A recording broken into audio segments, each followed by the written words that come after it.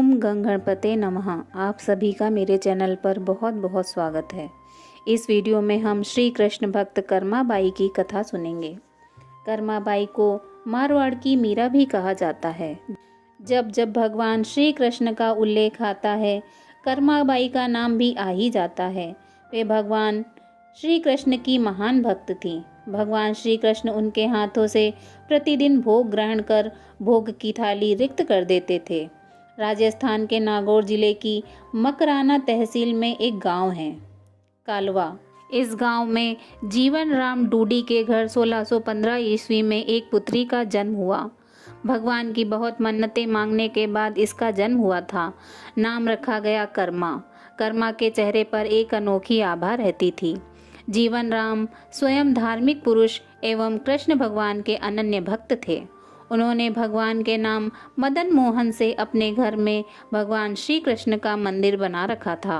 वे प्रतिदिन भगवान श्री कृष्ण की पूजा करते और भोग लगाते तथा भगवान को भोग लगाने के बाद ही भोजन ग्रहण करते। यह उनके घर का नित्य का नियम था। इसी प्रकार समय बीतता गया। कर्माबाई प्रतिदिन अपने पिता को भगवान श्री कृष्ण की पूजा करते देखती, उनको भोग लगाते देखती। यही सब देखते सीखते कर्माबाई का बचपन बीत रहा था। अतः बचपन से ही उस नन्ही कर्मा में भक्ति भाव के संस्कार थे।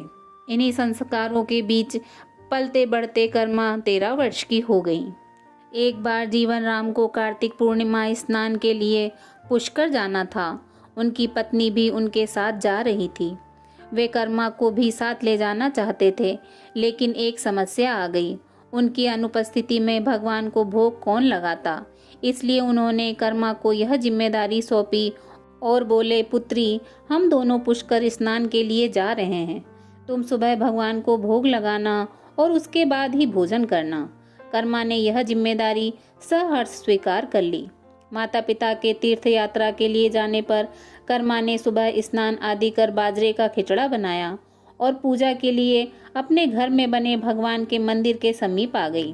भोग की थाल भगवान के सामने रखकर हाथ जोड़कर बोली, हे प्रभु, भूख लगे तो भोग लगा हुआ है, आप भोग ग्रहण कर लेना, तब तक मैं घर के और काम कर लेती हूँ। इसके बाद वह काम में जुट गई। बीच बीच में वह थाली देखने आती, लेकिन भगवान ने खिचड़ा नहीं खाया था। बहुत देर होने के बाद भी जब भगवान जी ने भोग ग्रहण नहीं किया तो उसे चिंता हुई कि क्या पता भगवान जी को खिचड़े में स्वाद ना आ रहा हो, इसलिए ग्रहण नहीं कर रहे। इसमें घी या गुड़ की कमी रह गई है क्या। फिर जाकर उसने और गुड़ व घी मिलाया और वहीं बैठ गई, लेकिन भगवान ने फिर भी भोग ग्रहण नहीं किया। तब मायूस होकर उसने कहा, हे प्रभु, आप भोग ग्रहण कर लीजिए। माँ बापू पुष्कर नहाने गए हैं। आपको भोग लगाने अभी कुछ दिनों के लिए वे नहीं आएंगे। आपको भोग लगाने की जिम्मेदारी मुझे दी गई है, इसलिए आपके भोग लगाने के बाद ही मैं खाना खाऊंगी। परंतु भगवान जी ने फिर भी भोग ग्रहण करना शुरू नहीं किया। फिर कर्मा उनसे शिकायत करते हुए बोली, माँ पिताजी, जब भोग लगाते हैं तब तो आप भोग ग्रहण कर लेते हैं, फिर आज क्यों भूखे बैठे हैं। इतनी देर हो गई है, खुद भी भूखे बैठे हैं और मुझे भी भूखा रखा है। यह सब बोलकर वह भगवान के भोग ग्रहण करने की प्रतीक्षा करने लगी। परंतु यह क्या, अब तो सुबह से दोपहर समाप्त हो शाम हो चली थी। भूखी कर्मा अब रुआसी हो गई और दुखी होते हुए रोते हुए बोली, हे भगवान जी, आप ग्रहण कर लीजिए भोग, अन्यथा मैं भी भूखी ही रह जाऊंगी। अंततः कान्हा के काठ की मूर्ति से आवाज आई। कान्हा बोले, कर्मा, तुमने पट बंद किया ही नहीं तो मैं भोग ग्रहण कैसे करूं। यह सुनकर कर्मा ने पट खींचकर ओट कर दी। भगवान श्री कृष्ण ने खिचड़े का भोग ग्रहण किया और पूरी थाली खाली हो गई। कर्मा ने पलट कर देखा तो भोग की थाली में भोग नहीं बचा था। तब कर्मा बोली, भगवान जी, इतनी सी बात थी तो पहले बता देते, खुद भी भूखे रहे और मुझे भी भूखी रखा। इसके बाद कर्मा ने खिचड़ा खाया। अब तो प्रतिदिन कर्मा खिचड़ा बनाती और भगवान जी भोग ग्रहण करने आते। इसी बीच उसे लगने लगा कि उसे सबसे पहले भगवान को भोग लगा देना चाहिए, क्या पता उन्हें जल्दी भूख लग जाती हो। साफ सफाई नहाने धोने के कारण भगवान के भोग में देर हो जाती है। फिर वह सबसे पहले उठकर भोग बनाती और प्रभु को भोग लगा देती, फिर अपने दिन भर के काम करती। कुछ दिनों बाद उसके माता पिता तीर्थ से लौट आए। आते ही पिता ने अपनी लाडली पुत्री से पूछा, पुत्री, तुमने किसी भी दिन भगवान को भूखा तो नहीं रखा? कर्मा बोली, नहीं पिताश्री, मैंने भगवान जी को प्रतिदिन भोग लगाया। फिर जब माँ रसोई घर में गई तो देखा जाते समय तो गुड़ का मटका पूरा भरा था, अब खाली कैसे हो गया? उन्होंने कर्मा को बुलाया और पूछा, पुत्री, गुड़ कहाँ है? कर्मा ने बताया कि रोज भगवान श्री कृष्ण उसके पास आते हैं और खिचड़े का भोग ग्रहण करते हैं। कहीं मिठास कम न हो जाए इसलिए खिचड़े में गुड़ कुछ ज्यादा डाल दिया। उससे पहले दिन हुई परेशानी के बारे में भी बता दिया। कर्मा ने कहा, भगवान जी ने बहुत देर तक भोग ग्रहण ही नहीं किया था, फिर पट बंद करने पर किया। यह सुनकर माता पिता चकित रह गए। वे जिन ईश्वर के आशीर्वाद हेतु इतनी दूर तीर्थ यात्रा पर गए थे, जिन्हें पाने के लिए लोग न जाने क्या क्या करते हैं, कहाँ कहाँ ढूंढते हैं, वे भगवान उनकी बेटी के हाथ से उनके घर में खिचड़ा खाते हैं, यह कैसे संभव है? उन्हें चिंता हुई कि बेटी बावली तो नहीं हो गई है, और यह भी सोच लिया कि क्या पता कर्मा ने ही पूरा गुड़ खा लिया हो। इस पर कर्मा ने कहा, अगर आपको यकीन नहीं है तो कल देख लीजिए, मैं खुद भगवान को भोग लगाऊंगी। इस आश्चर्य से वे रात भर सो ही नहीं पाए। दूसरे दिन कर्मा ने खिचड़ा बनाया और मंदिर में भोग की थाली रखकर पट बंद कर दिया और बोला, हे भगवान जी, ये लोग नहीं मान रहे कि मैंने आपको ही गुड़ घी खिलाया है, अब आप भोग स्वयं खाकर सिद्ध कीजिए। भक्त की पुकार सुन भगवान को आना ही था और कहना खिचड़ा खाने आ गए। जब पट खुला तो जीवन राम और उनकी पत्नी आश्चर्यचकित थे कि भोग की थाली में भोग बचा ही नहीं है। फिर कर्मा का जीवन प्रतिदिन भोग लगाते ही निकला। जब उनके माता पिता नहीं रहे तब वे एक दिन अपने कान्हा की मूर्ति साथ लेकर तीर्थाटन के लिए निकल पड़ी, परंतु भगवान की कृपा से उन्हें हर दिन खिचड़ा बनाने के साधन मिल ही जाते और वे प्रतिदिन कान्हा को खिचड़ा खिला लेती। तीर्थाटन करती हुई देवी कर्मा भगवान जगन्नाथ की नगरी पहुंच गईं और वहीं रहने का मन बना लिया। वहां भी रोज भगवान को खिचड़े का भोग लगाती और पट बंद कर देती। भगवान भी प्रतिदिन उनके भोग को ग्रहण करते। जिस दिन उन्होंने पहली बार जगन्नाथपुरी में खिचड़ा बनाया, उसी दिन उनके पास से जा रहे एक बालक ने उनसे कहा, माता, घी की बड़ी अच्छी सुगंध आ रही है, क्या भोजन बचा है? देवी कर्मा ने कहा, हाँ बालक, बचा है, तुम बैठो, मैं तुम्हें देती हूँ। यह कहकर कर्मा देवी ने उस बालक के लिए भी खिचड़ा लगा दिया। बालक पूरे मन से स्वाद लेकर खा रहा था। देवी कर्मा को यह देखकर सुख की अनुभूति हो रही थी। उस बालक ने खाते खाते पूछा, माता, क्या मैं कल आऊँगा तो भी मुझे खिचड़ा खिलाओगी? यह सुनकर देवी कर्मा मुस्कुराई और बोली, हाँ पुत्र, तुम यदि प्रतिदिन आओगे तो मैं प्रतिदिन तुम्हें खिचड़ा खिलाऊंगी, तुम निसंकोच आना। यह सुनकर बालक प्रसन्न हुआ और प्रतिदिन देवी कर्मा के पास खिचड़ा खाने आने लगा। एक दिन जब वह बालक खाना खाकर जा ही रहा था, तभी उसने देखा कि एक साधु बाबा वहां आकर देवी कर्मा से कह रहे थे कि हे देवी, आप बहुत धार्मिक महिला हैं, भगवान को प्रतिदिन भोग लगाकर खाती हैं, परंतु इन सब के भी नियम होते हैं, आपको बिना नहाए ऐसा नहीं करना चाहिए, आप तो भगवान की परम भक्त लगती हैं। सो हे देवी, प्रतिदिन साफ सफाई करने के बाद नहा धोकर ही भगवान का भोग बनाया करें और उनको भोग लगाया करें।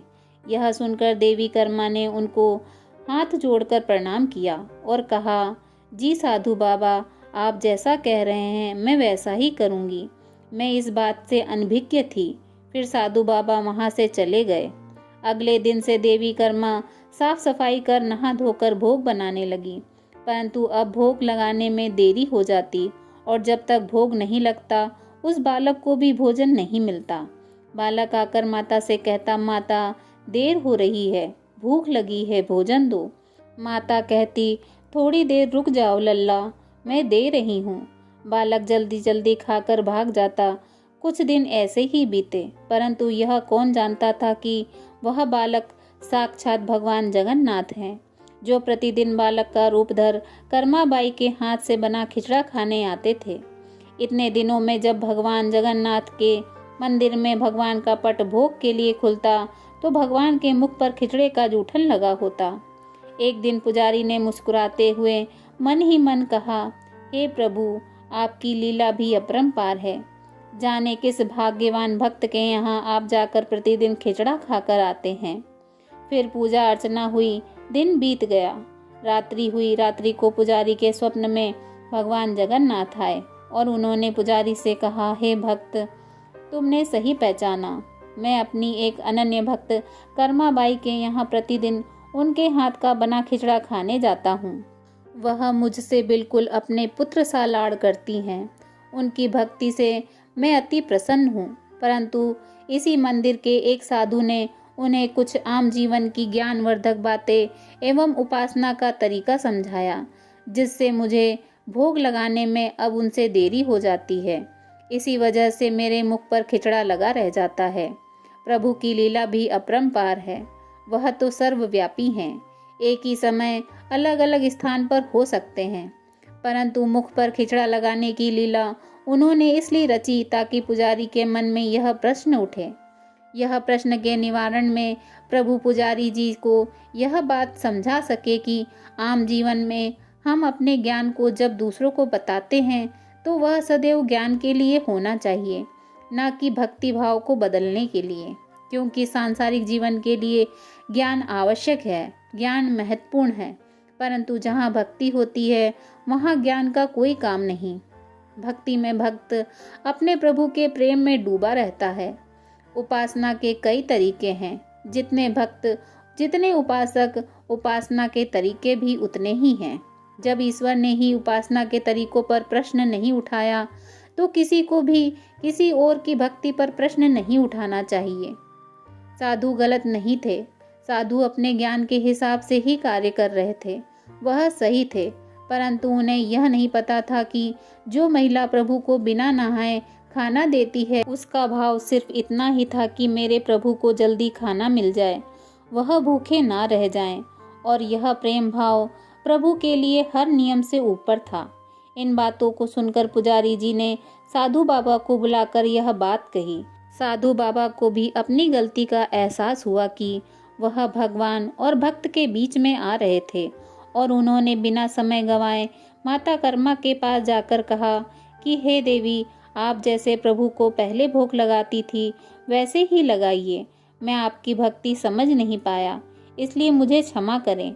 देवी कर्मा ने कहा, जी ठीक है, मैं कल से फिर से उसी समय पर वैसे ही भोग लगाऊंगी। माता कर्मा ने फिर से उसी तरीके से भोग लगाना शुरू कर दिया, और भगवान के मुख पर खिचड़े का जूठन अब नहीं लगा होता।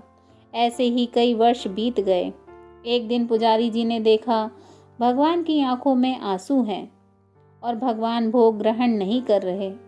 तब उन्होंने मन ही मन फिर से पूछा, हे प्रभु, ऐसा कौन सा अपराध हुआ है हमसे कि आपने भोग ग्रहण नहीं किया और आपकी आंखों से आंसू भी बह रहे हैं।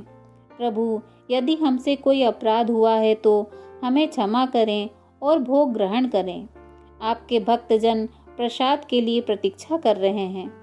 फिर क्या था, भक्त वत्सल प्रभु ने प्रसाद ग्रहण कर लिया, परंतु प्रभु के भोग देर से ग्रहण करने की बात और उनके आंखों से अश्रु बहने की बात पूरे प्रजा में तेजी से फैल गई। यह बात महाराज तक पहुंची। महाराज अतिशीघ्र मंदिर पहुंचे और वे पुजारी जी से विचार विमर्श करने लगे। फिर उन दोनों ने भगवान के पास हाथ जोड़कर विनती की कि हे प्रभु, कृपया हमें बताइए कि इस बात का क्या संदेश है। रात्रि पहर में जब वह सो रहे थे, तब भगवान राजा के सपने में आए और उन्होंने कहा कि मेरी एक अनन्य भक्त थी, कर्मा बाई, जो प्रतिदिन मुझे खिचड़े का भोग लगाती थी और मैं प्रतिदिन उनके यहाँ बालक रूप में जाकर खाया करता था। परंतु आज उन्होंने अपने अंतिम श्वास लिए और मुझ में सदैव के लिए लीन हो गई।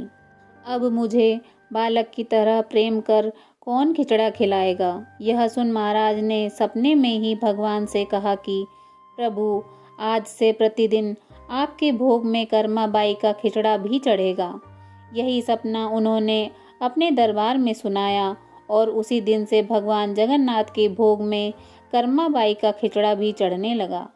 यह थी भक्त कर्मा बाई की कथा और उनके खिचड़े से जुड़ी प्रभु की लीला। प्रेम से बोलिए जय श्री राधे कृष्णा।